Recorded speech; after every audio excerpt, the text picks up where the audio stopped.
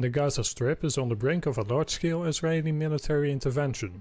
The current round of escalation started on November 11th when a covert unit of the Israeli Defense Forces (IDF) opened fire at a patrol of the al-Qassam Brigade, the Hamas military wing, in the town of Khan Yunis inside the Gaza Strip. The Israeli Air Forces (IAF) supported the retreating IDF units by airstrikes. At least 7 Palestinians, including Nur Barake, a deputy commander of an elite unit of the al-Qassam Brigades, and a lieutenant colonel of the IDF, were killed in the clashes. Another IDF service member was injured. In response to the raid, the al-Qassam Brigades launched at least 17 projectiles at Israeli targets east of Gaza. 3 of the rockets were intercepted by the Iron Dome.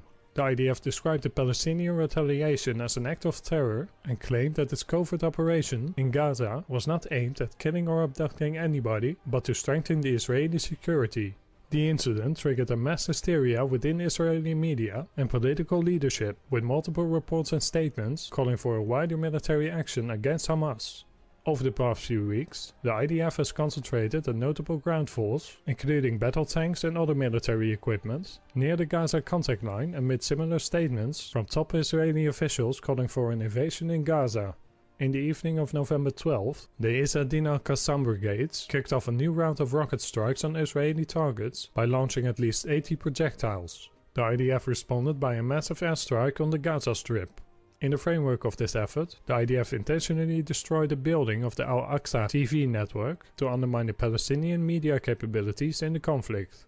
By the morning of November 13th, Palestinian armed groups have launched over 370 rockets at different targets across Israel, including some on the coast of the Dead Sea.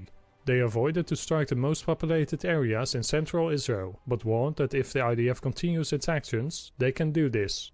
Additionally, a unit of the al-Qassam Brigades also targeted an IDF bus with an anti-tank guided missile. According to the IDF, about 100 of the 370 rockets were intercepted. Meanwhile, the IDF has continued its massive strikes on Gaza, claiming that up to 100 military targets have been destroyed so far. The IDF is actively deploying additional troops and battle tanks near Gaza, and if the situation continues to escalate, the ground operation may be launched in the nearest future.